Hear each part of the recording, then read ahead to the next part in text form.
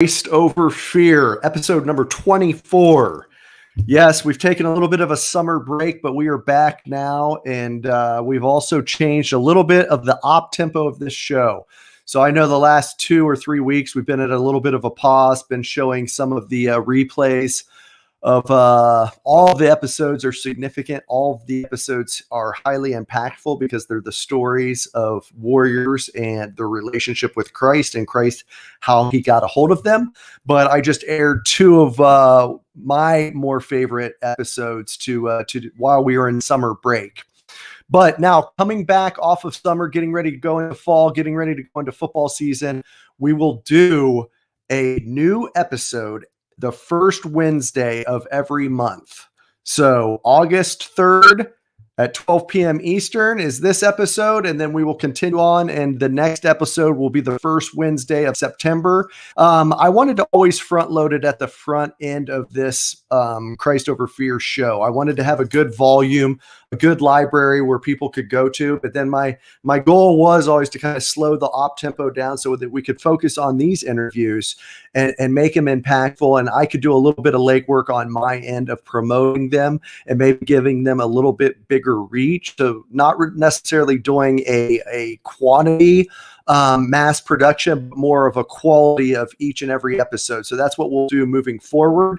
And then we have the library at Christ Over Fear on the YouTube channel where you can go and watch all 24 episodes there. And additionally, as they roll out every first Wednesday of the month. But to kickstart us off as we kind of go into this new phase of Christ Over Fear, I have a guy who I've been able to meet with in person recently as he's moved to Columbus.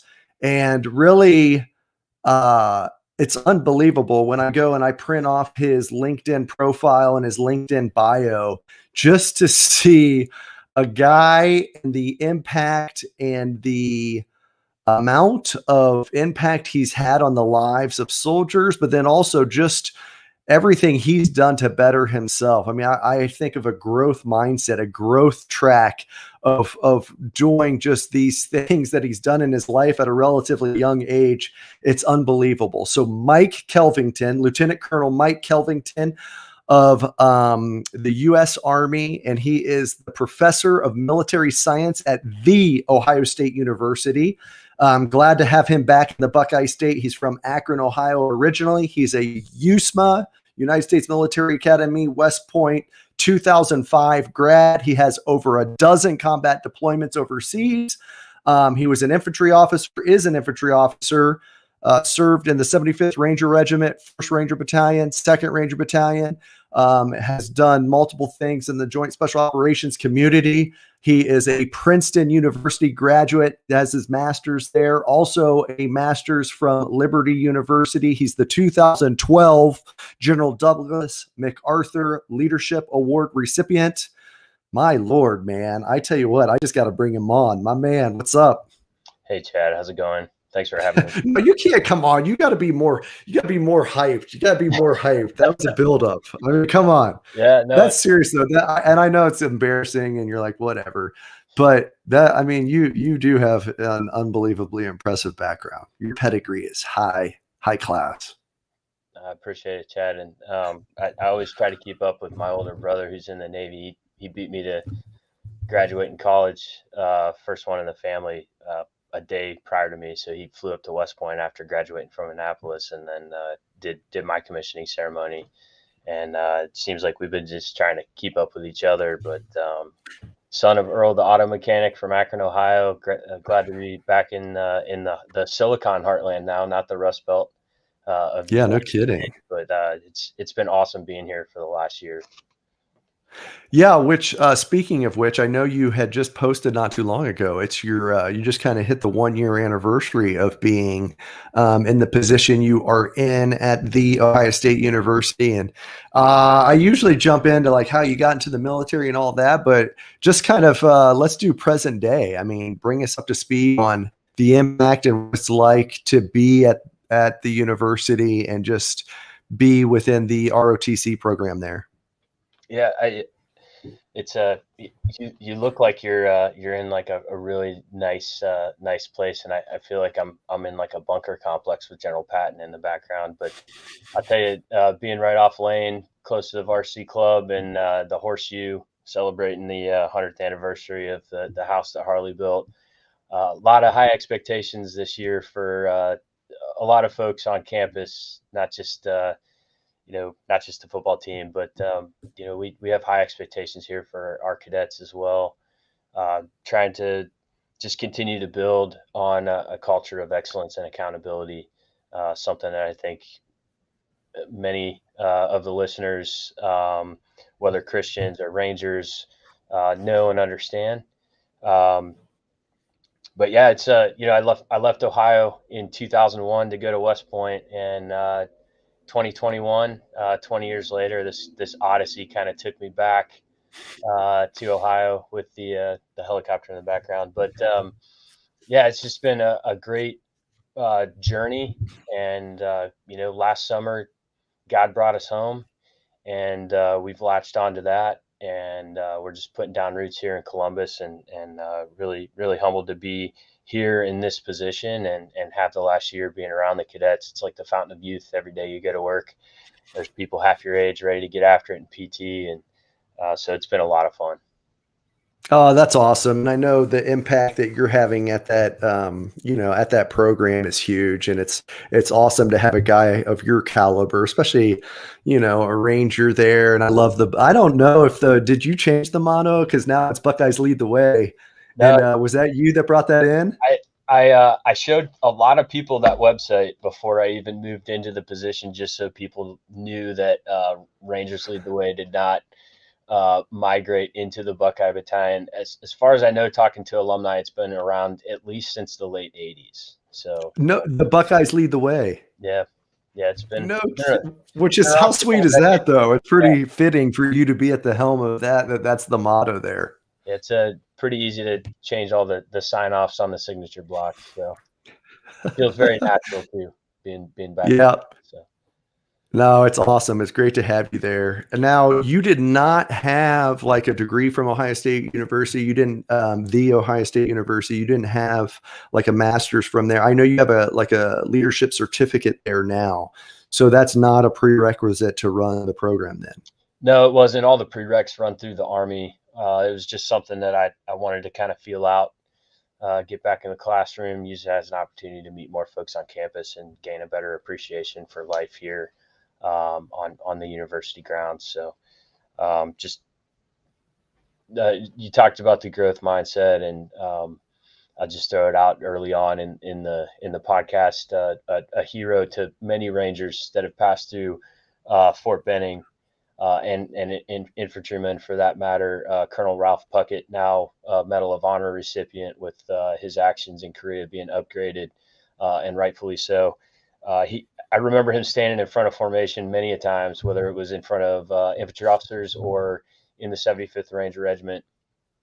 He would always look at us and say, "Rangers, you're good, you're the best, but you can always be better." And I've tried to cling to that both in my professional life, but also in my personal life, and just trying to seek ways to be better. The leadership certificate was just a way to try to continue to challenge my own thoughts, beliefs, assumptions, and make sure that I'm staying as fresh as I can for the cadets that we serve here in the Buckeye Battalion. Yeah, man, that's awesome. And going back to the original about your brother, and I think you told me this, you are twins, correct? No, he's 2 years older. He had a change of heart and got accepted. All right, that's the same year. And I also have a younger brother too that's out in California, has taken a different route as a music teacher, which is also great because he's teaching and instructing and inspiring the next generation just in a different manner than I am right now. So that's I'm proud of him as well. Yeah, I tell you what, the teaching profession, which you're doing that as well where you're at, but the teaching profession, what an impact it has on our youth. And I mean, they just are unsung heroes that we don't give credit enough to as a society collectively of what they do. And they have to be passionate about what they do day in and day out to keep that motivation, but then to to really be that impactful and to sow the seeds on or in young individuals that can be impactful for a lifetime. So I'm glad you said that about your brother, your younger brother out there. But that brings me kind of to the original kickoff of the show. What I try to do is, so how did Mike Kelvington, high school, Akron, Ohio, grow up the way you did to then pursue West Point and pursue the military?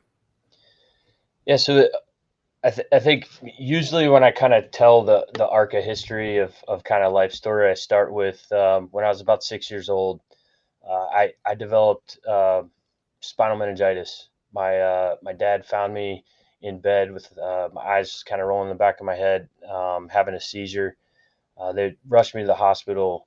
Had 106, 107-degree temp. One of my earliest memories of life was being strapped face down to a spine board to be administered a spinal tap. They told my parents I wasn't going to make it through the night. I did. I didn't talk for 5 days, and I stuttered for about 6 months after that.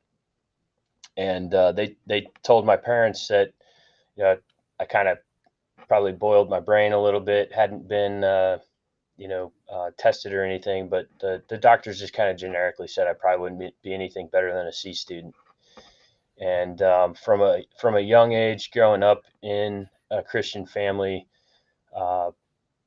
very early on, my mom instilled a sense of purpose in me that there was a reason why God kept me around, and that there was a higher purpose, and that I could use that as both energy and focus to kind of propel myself forward from there, really going from kindergarten, first grade on, and just dedicate myself to schoolwork and everything else that I enjoyed doing, like playing sports.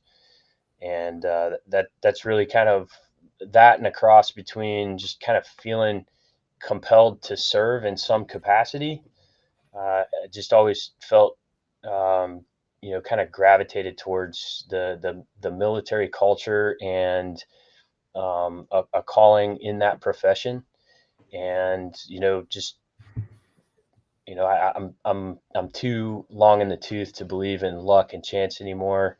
But a pamphlet arrived in the mail, and I kind of joke a little bit about this being a little bit. I guess the best way to describe it is a little bit of a microaggression against the military. Looking back on it now, 20 plus years of routinely being told, Mike, you're too smart to join the military. Mm. And, I don't take offense to that, but I do think that it's a little bit of an oxymoron when you peel the onion back on the type of caliber of people that we have serving in the military today, that perhaps that may have been at least remotely true in the Army or the military prior to the all volunteer force. Mm-hmm. But I do think that, we have some very incredible and talented people that serve in the military. And when that West Point pamphlet magically arrived in the mail, I just had a feeling like a light bulb turned on and said, wow, I can actually go to college and join the military and be a leader. And that's really what led me down the road to, seeking an appointment to West Point. All right. So it wasn't really necessarily like a military family and your dad and grandfather and all of that. And it was really once you got that pamphlet in the mail sent to you in high school. I think it's amazing. I'd like to go back to, your mom and the faith that she had. I mean, obviously, it sounds like their faith in Christ was already set prior to your illness with spinal meningitis. Is that correct? Yeah, and I had the benefit of I grew up in a Baptist church. For those that are familiar with it, I did Awana, soup to nuts, from Cubbies and Sparkies to Pals and Pioneers. It's TNT now. My kids are doing it because I saw the value in that, and how that helped me later on in life with drawing upon really kind of going back to the fundamentals, which again, I think is something that's very familiar to folks in the Ranger community. but also maybe some Christians as well when we talk like spiritual disciplines, daily disciplines, that kind of stuff. Yeah. Well, I just think it's pretty awesome because you think about you being 6 years old, and once you came out of that, and your mom just being a woman of faith and being able to say, "Hey, Mike, there is a reason that he had you, one, go through that, but then two, bring you on the other side for a purpose greater than yourself." I just think what I mean, and we could just take it there. I mean, I think there's such power in the words we choose to tell our children, and that those words have meaning, and they could go one of two ways. They can encourage and build and bless, or they can destruct and tear down and really hold back. But how fortunate you were that you had a mother who had that faith, and not only had that faith, but then was able to execute it, or to actually actionably live it out, to speak that out. I mean, was that something that you would go back and build upon as later in life? Yeah, I mean, my mom and my wife have always been, my two biggest cheerleaders. And then the work ethic and servant leadership that I think I really did learn from my parents even at a young age, watching my dad come home from work with, grease in the cracks of his fingers every day. And my mom sometimes, cleaning other people's houses for grocery money to make sure that we were, always had what we needed to thrive as kids. And that the sacrifice that comes with that, I think really laid the foundation for not just how I view the world, but also how how I, just have felt compelled to lead as I've been put in positions of higher responsibility in the military. Yeah. No, now let's go to that. As you get to West Point and then you graduate, not that there wasn't challenges while you were at West Point, but I don't know any specific you can add on. But obviously you're over 12 deployments. I don't know, what's the total number of deployments you got, Mike? 14. 14. Okay. So 14 deployments, obviously tumultuous times during that time frame. I'd like to just go into, hey, kind of the nuts and bolts, or the bread and butter of this show, Christ over fear. Where are some specific instances, if you don't mind sharing, of where, the world or the situation or the circumstance became kind of tumultuous, and you did have to rely upon your faith in Christ to overcome those obstacles? Yeah, I had a couple comments on that specifically, Chad, prepared. I think going back a little bit to achievements over time, going from high school into college specifically, and through my college years, I now, through the process of understanding and reflection, looking back, have subscribed to what I would call the anti-Invictus mentality. I think myself and a lot of other people can know and understand and maybe familiarize themselves with what I'm talking about, in the sense of living life in college where you are invincible, you're indestructible, you're young, you can make mistakes and recover from them. And I think that the Invictus mentality of, for those that aren't familiar with the William Ernest Henley poem, the quote, "I am the master of my fate and the captain of my soul." That's a very powerful poem until you realize it isn't true. And I think that's something that it's a fake narrative bowing to what I would call a false god, which is really a belief in yourself over anything else. Golly, dude, you are bringing the heat. I mean, no, I say that and I don't mean to interrupt you, but I just got to say, I mean, the way you just summarized it and put it, and the narrative of especially 2022 and present day, I won't say like, oh, it's always, because it's probably been similar to that for generations, but it just seems to be amplified today. And the self over everything. And that if you believe in yourself hard enough and faithfully enough, you can accomplish it. And and I've never heard the anti-invictus mentality. That's pretty powerful. When did you have that though? Did you have the Invictus mentality at a younger age, like at college, like many do? Yeah. So I think, going back, pride gets in the way of a lot of things. And I think Christians find hope in humility and realizing that they aren't the end all be all. So I developed what I would say is probably more of an Invictus mentality, where as success bred success, and I wasn't the C student that, the bar that could have been set pretty low for me, that I could have striven for.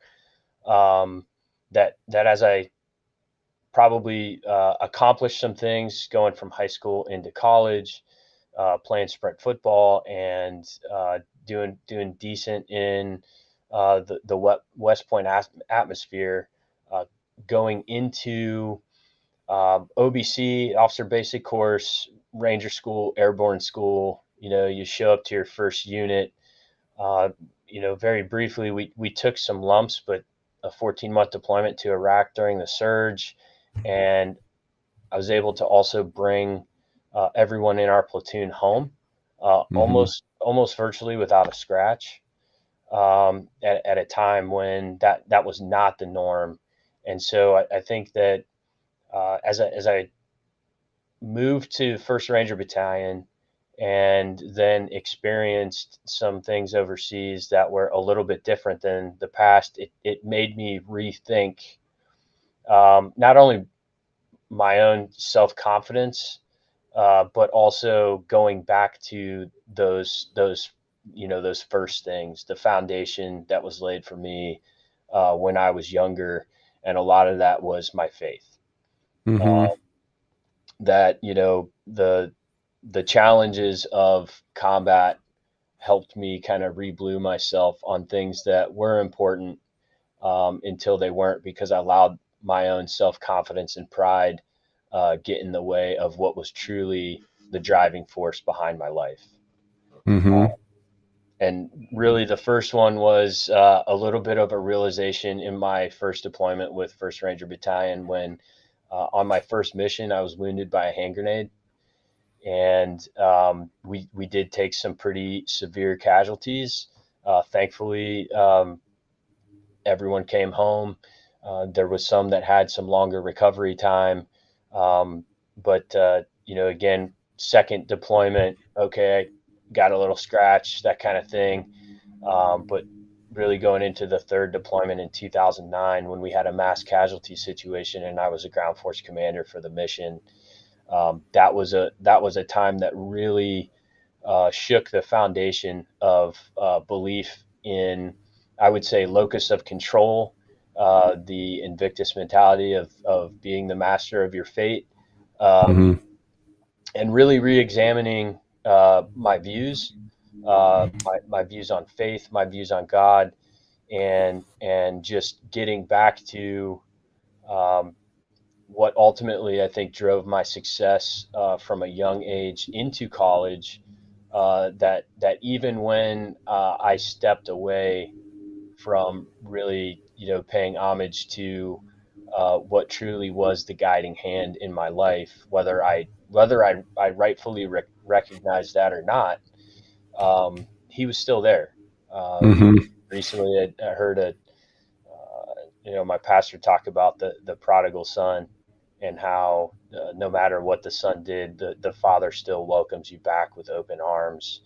And I think I stepped away for a while, and fortunately and unfortunately, it took some pretty catastrophic events overseas for me to realize that I wasn't the one in charge. I wasn't the one calling the shots. That I may have been the ground force commander on the mission, but sin, pain, suffering is something that this world offers, and it's not completely within our power or control to really be able to affect everything and bring everything home every single time, especially in the line of work that we've been in.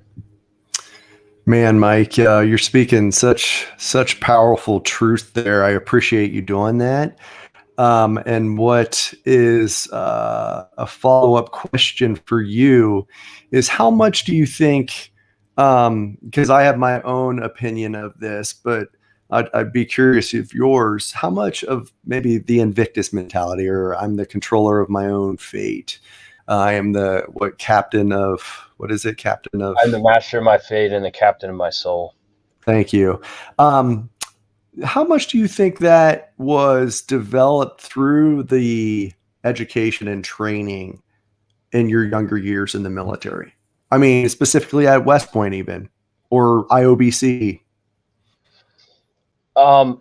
There's probably a little bit of hubris built into the confidence of the training and the capabilities. I think that's also built through culture, building trust and confidence in each other by doing some hard things.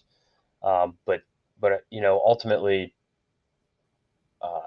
I know that I've been on missions where I was able to, as a company commander, I was able to tell my battalion commander that I knew that we were going into a fair fight, and that was not something that I think any uh, Army officer or soldier, one, they don't want to be in a fair fight, and two, in the military apparatus that we have, specifically in the counterinsurgency, counterterrorism fight that we've been involved in the last 20 years. Uh, that's probably more of a mindset that you kind of have to adapt for where the military is headed with strategic competition with regards to China and Russia. Because a lot of times, and I'm sure you were on deployments where you just made the decision that tonight wasn't the night. You were just going to stand down and relook it for another 24 hours. And I've been on both sides of the coin, not to use counterinsurgency as a buzzword, but battle space owners a lot of times didn't have the luxury that some of the soft forces had, and we still had a mission. We had to go out and accomplish it every day. Some of it was through partnerships, some of it was through meetings, and we talked about eating goat and doing all the things that you needed to do to build relationships. But I think part of it was training, but part of it was maybe not just confidence, but overconfidence in your capabilities, Mm-hmm. and really thinking as a leader that you could control more than what you truly were capable of controlling. Yeah, and I think that's part of what was getting at. I mean, and even sometimes some of like the cheesy, I shouldn't say cheesy, but kind of cliche one-liners, like, if you don't have 100% answer, which you won't, then go with 85 and act like you know what you're doing. I mean, just like these one-liners that you kind of take with you, and you're like, oh, that's a good one. I'll take that nugget. And then, like, when you're out there, you're like, shit, I don't have my answer. I don't know what I'm going to do. I'm going to go with 85%. But it's building this, or like, and I get this, I get the mindset, but I think it can have consequences when it's not evaluated and it's not reflected upon. Like, hey, a platoon leader is responsible for everything the platoon does or fails to do. Mm-hmm. While the responsibility is there might be instances when the control of the situation was out of the hands of that leader or that individual or that team leader or squad leader. However, okay, yeah, while the overarching responsibility is there, I think it wasn't always described in a way where, as it sounds like I've had to do, unpack some of those instances, because I was bringing on all of this blame and responsibility on things that were, and I even struggle now. I've worked hard and it's still hard for me to say, like, well, that actually was not in my control the way it went down. Now I had actions that I could take and go, okay, are we going to do this or this? But the actual event, I didn't have control over it still, because it's ingrained early in the military leaders. At least it was. So I guess I think it's valuable what you're saying because of an individual that is still doing it and is impacting our greatest national treasure, the sons and daughters that are going to lead other sons and daughters, to be able to give them that and bestow that wisdom upon them to say, hey, there's two sides of the coin here to look at in those challenges. I guess that's what I'm getting at. And what I hear from you is just, I haven't heard it from many, and it fires me up in a good way, because it's not deflecting and it's not saying, oh, I'm responsible for nothing, but it's also not giving a false sense of, I have everything on my shoulders and I know everything that's going to go on all the time, because that's a false prism. No, that's not the word I'm looking for. False pretext that's going to stumble individuals when those catastrophic events take place. Yep. and they can't figure it out. Yeah, I completely agree with you. I think part of that process for me has been acceptance. Because when I've experienced catastrophic loss for people that I was responsible for overseas, survivor's guilt, anger, frustration, blame, shame, not wanting to celebrate birthdays, those types of things, they're not necessarily helpful, for one, but they also don't facilitate a healing process. But whereas acceptance of understanding, overseas, there's really three things that are truly outside of your control.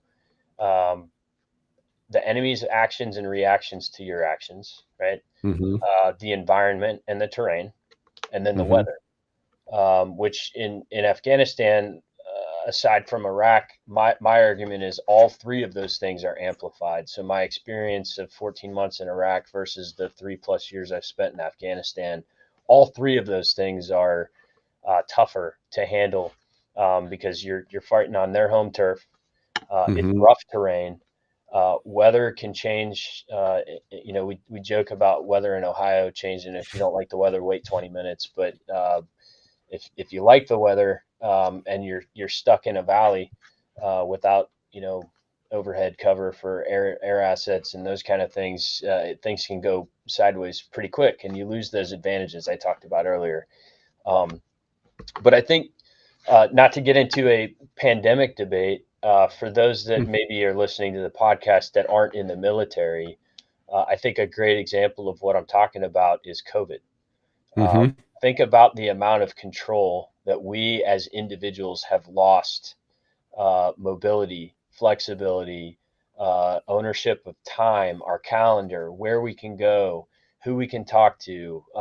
There's just so many different ways where we have lost control, because so many other people have injected themselves into controlling what we can and can't do, that I think that, in an era where we truly lost a lot of, I would say, just generically liberties to be individuals that can make their own decisions. A lot of decisions were made for us. And I think that's a non-military example of how quickly something can happen that is outside of your control. And really, at that point, the only thing that you can control is your attitude and reaction to the situation, right? The Ranger Regiment still had a mission when COVID happened. We still had people overseas. We still had people to train and prepare to go overseas. We still had a fourth generation mission to train new Rangers. We just had to abide in a different environment. And so I think, if I could, Chad, just share maybe 2 verses of scripture that I think have sustained me and really helped me process some of this stuff, because I think that that's really something that may speak to some listeners to your podcast. Is you've experienced something traumatic in your life, and it doesn't have to be something associated with combat or the military. It could be sexual assault, a car accident, abuse as a child. There's many types of different traumatic events that people experience, and the outcome when we talk about faith and endurance. I think James chapter 1 is one that I really love. It's something that, as I think about my experiences overseas and the continued attempt of a growth mindset that you spoke about earlier. It says, brothers and sisters, when troubles of any kind come your way, consider it an opportunity for great joy, for you know that when your faith is tested, your endurance has a chance to grow. So let it grow, for when your endurance is fully developed, you will be perfect and complete, needing nothing. I would add that that perfect incompleteness only comes with a belief in Christ, not in yourself and your own work that you've done to gain that, resiliency and endurance. But it's truly endurance in and through faith. And I said, if you need wisdom, ask for our generous God, and He will give it to you. And then the other one for me is, you always have to move forward. There's all kinds of, I think there's actually a country song right now that kind of talks about this, but I heard a pastor once speak about living life to where if you're constantly stuck, if you visualize yourself driving a car, if you're constantly looking in the rear view mirror, you're never seeing the full picture of what's in front of you through the windshield. And so for me, not dwelling on the negative aspects of the experiences that I've been through, or some of the traumatic events that I've witnessed, but also, looking at some of those things as, or even sin for that matter, understanding that we're all sinful creatures that make mistakes, which is hard to admit in a zero defect military and mentality that a lot of people have nowadays. But a lot of people love Philippians 4:13 that says, I can do all things through Christ who strengthens me, which I believe. But I actually, if you flip some numbers around, Philippians 3:14 is one that I actually really love. And it says, I don't mean to say that I've already achieved these things or that I've already reached perfection, but I press on to possess that perfection for which Christ Jesus first possessed. So, it's a press on mentality. It's moving forward.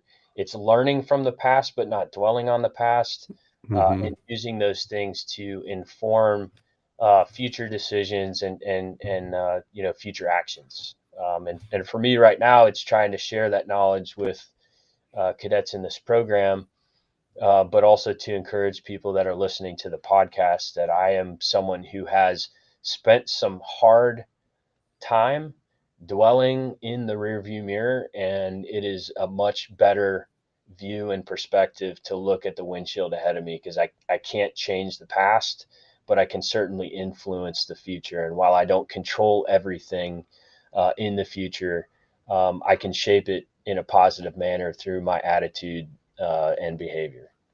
Yeah.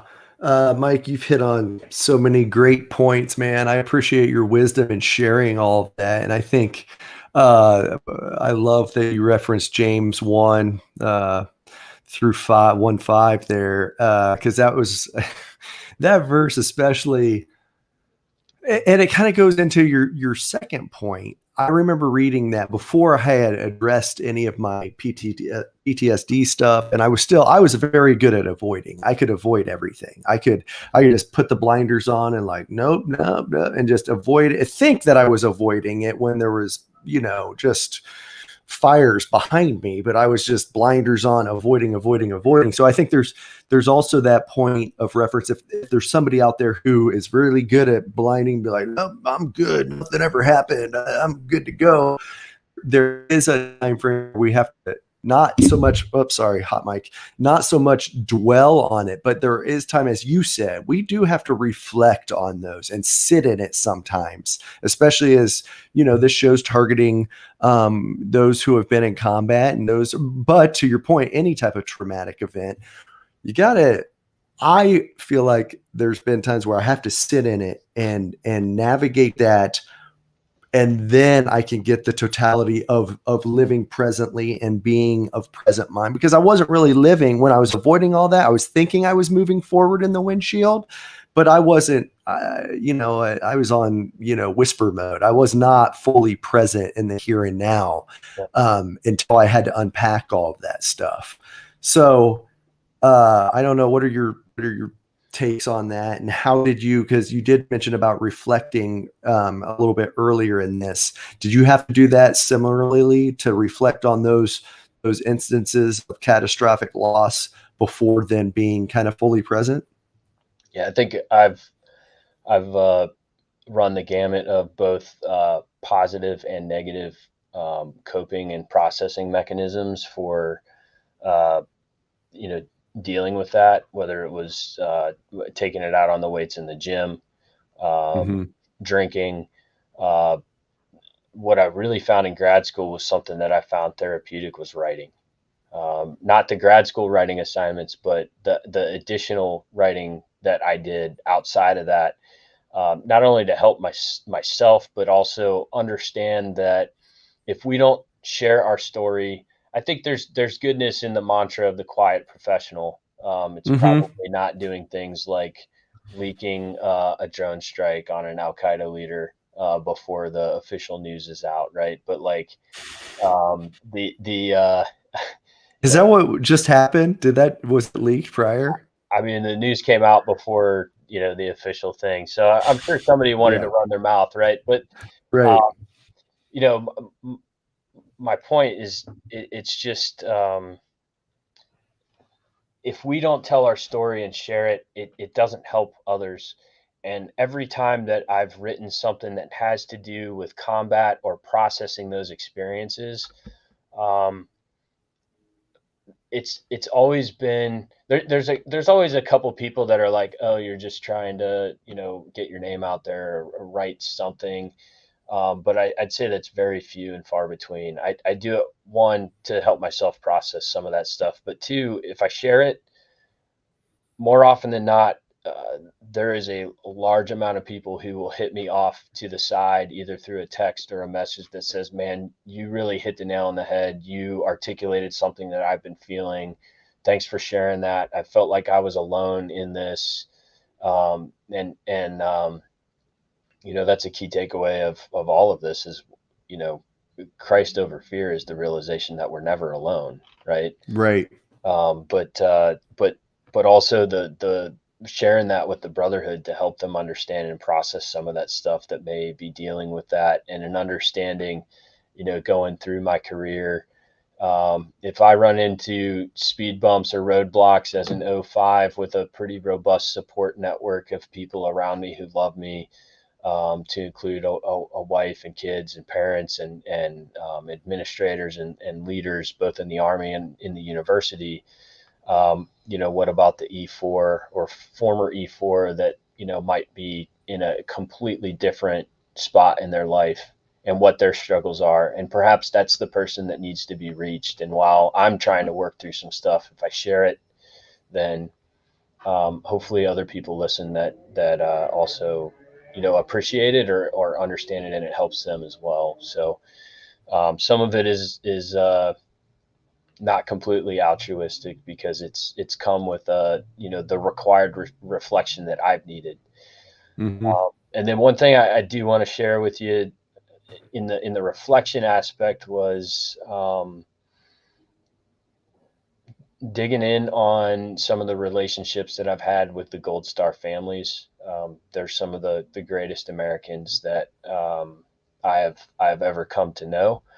I love them dearly, and as I came out of my 2012 deployment, we lost 3 paratroopers on that 7-month deployment as a company commander.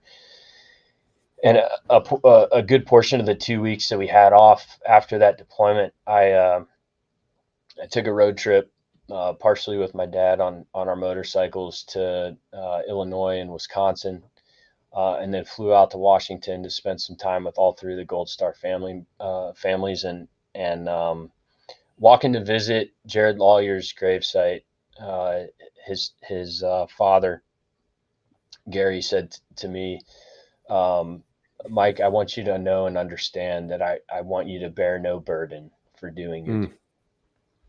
And for anybody that needs to hear that today, bearing no burden for doing your duty.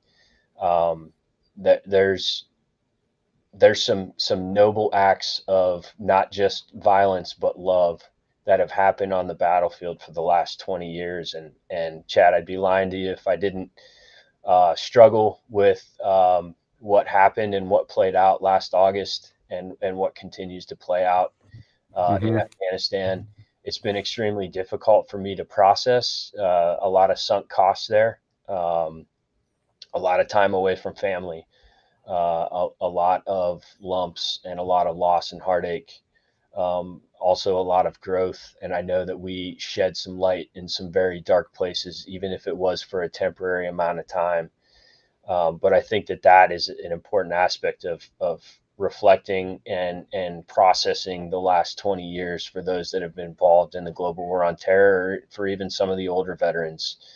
There's too many similarities aside from the treatment when they returned home of some of the feelings that Vietnam veterans, and the swell of emotions that even watching Kabul fall, with the parallel pictures of Saigon, that I think was also ripping some scabs off of some of our older veterans that watched that played out as well, and perhaps some of the moral injury that they experienced through the process of watching, partners potentially abandoned or left behind. And I think that's something that, like you said, you got to sit on that. You can't avoid it forever.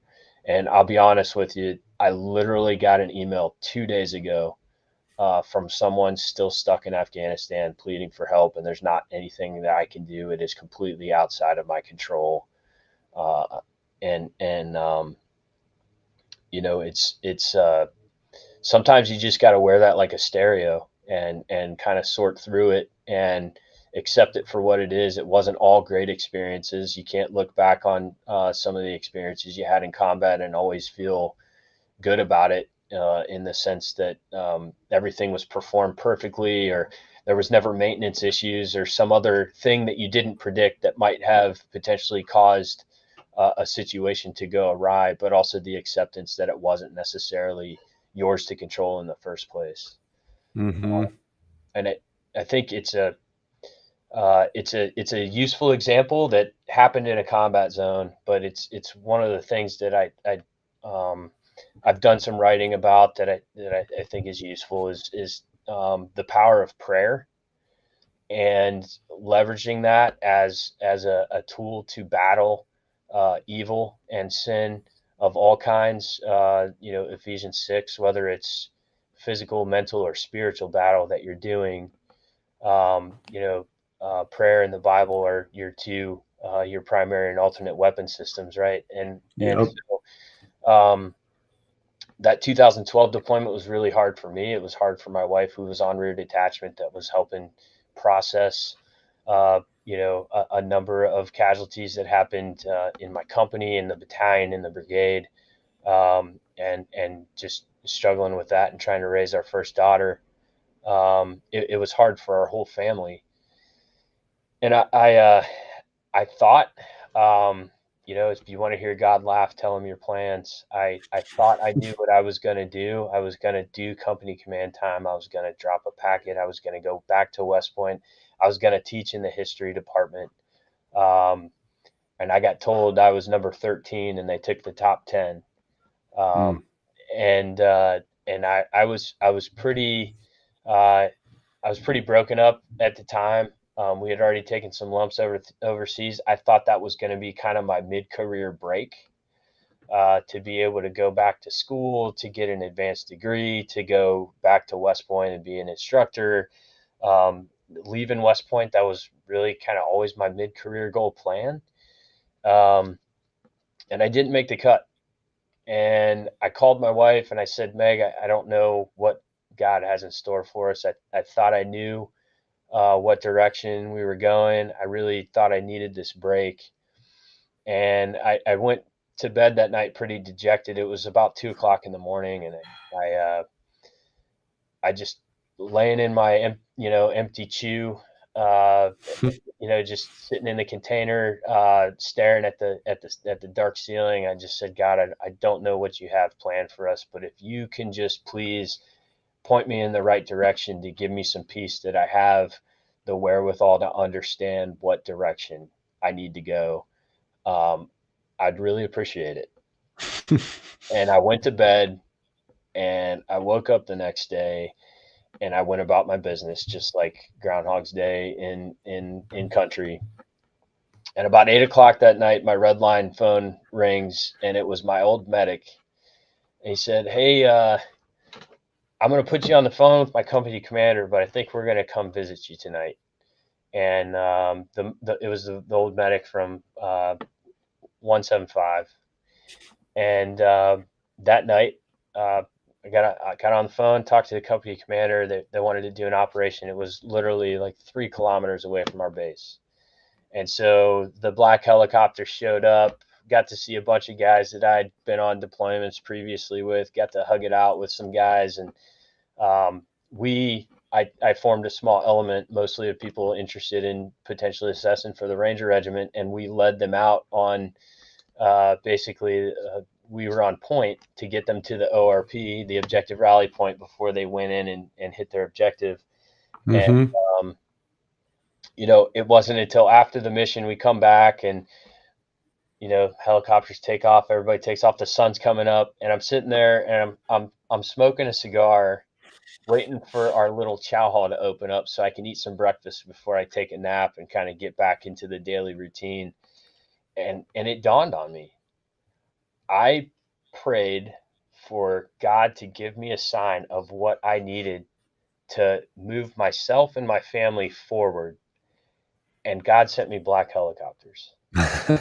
Yep. And I ran back over to the little phone booth, and I called my wife, and I said, "Meg, God wants me to go back to the Ranger Regiment."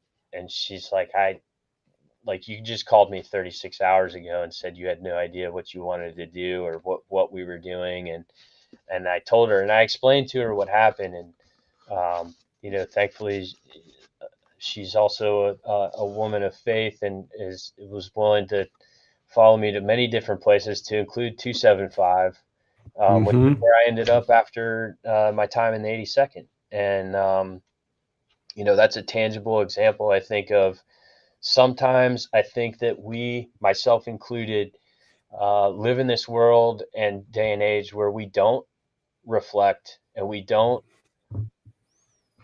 tune out all of the other noise of smartphones and TV and Netflix and radio and everything else, and listen to the way that God is trying to communicate to us how we need to lead ourselves and others in this life, and live it well in a way that I think the growth mindset for Christians can be very easily summarized in sanctification, right? Like that's really what we're talking about. Is we fail every single day to try to be Christ-like, but we still get up the next day, even after having a bad day, and trying to be better, right?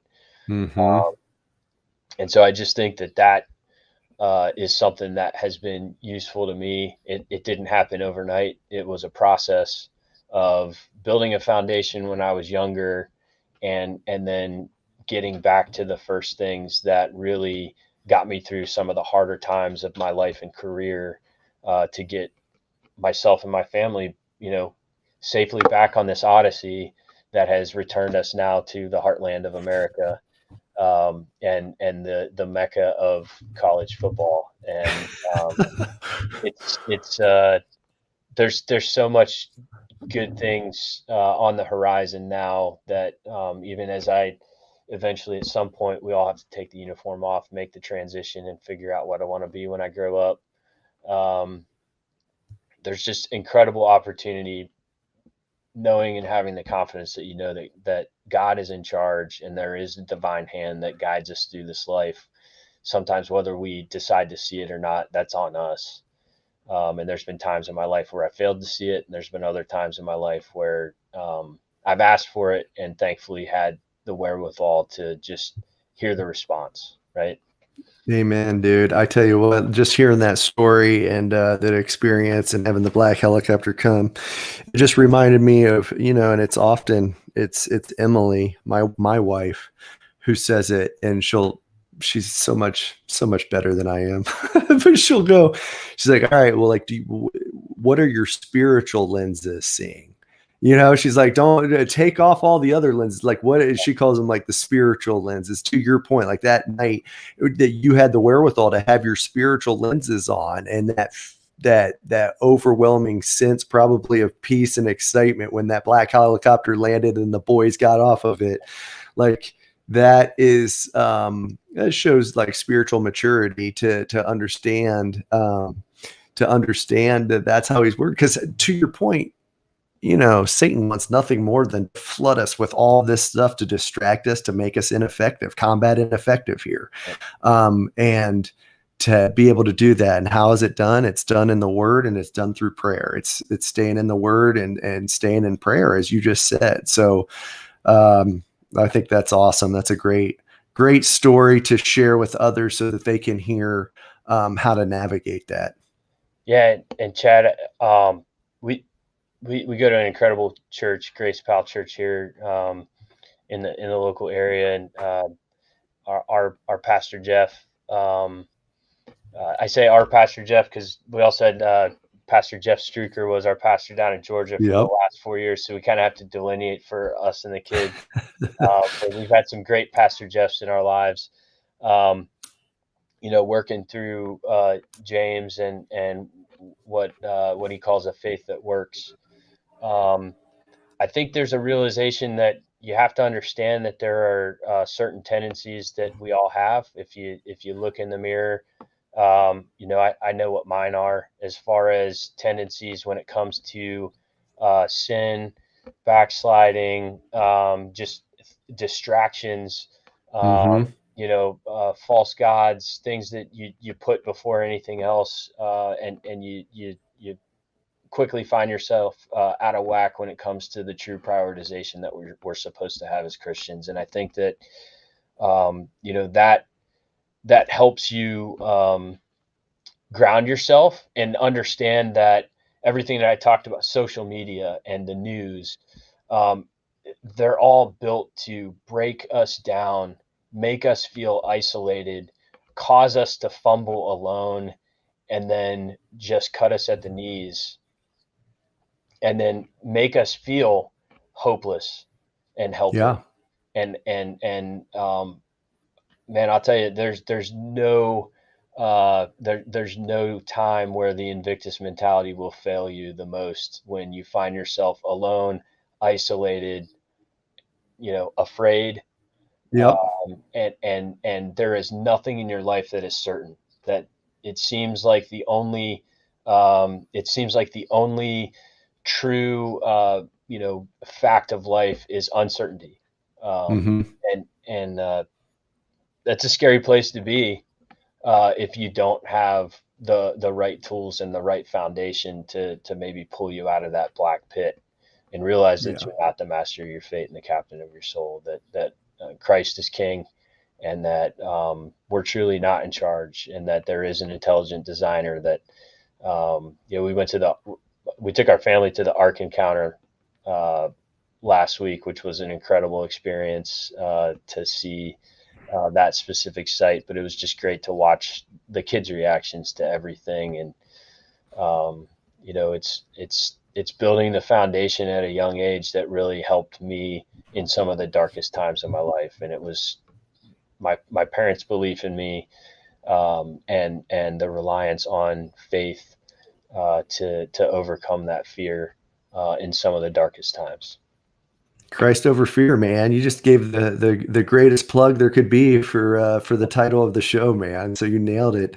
Hey, we're coming up on the hour, so I'm going to go ahead and wrap this episode up. But I tell you what, Mike, just your amount of wisdom, and I mean spiritual wisdom, of course, but just wisdom overall. I'm thrilled that you're able to share it on this show, and it's going to be on the channel for a lifetime for people to glean from. So you live it, you breathe it, you eat it. And that's, raw, transparent, and being real, man. For an 05 lieutenant colonel to come on here and be as transparent as you have been, I can't thank you enough. And it shows the type of character that you have, and the type of heart you have for Christ. So thank you, brother. I appreciate it, man.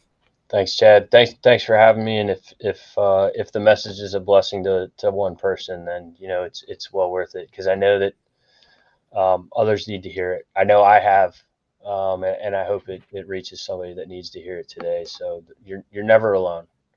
Amen to that, man. Amen to that. All right. I'll see you soon. Thanks a lot. See you, Chad. Buckeyes.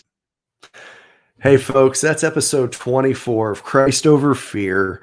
Lieutenant Colonel Mike Kelvington, the professor of military science at the Ohio State University. Just an unbelievable, transparent conversation by him, and really just invigorating all of us, where we can invigorate our relationship with Christ to navigate the complexities of life, that oftentimes we won't get the why. We won't get the why until we're reunited with him, but we certainly can get the how can it be turned to good through our relationship with him. I hope you enjoyed today's episode of Christ Over Fear. And until next time, continue to fight the good fight. Thanks.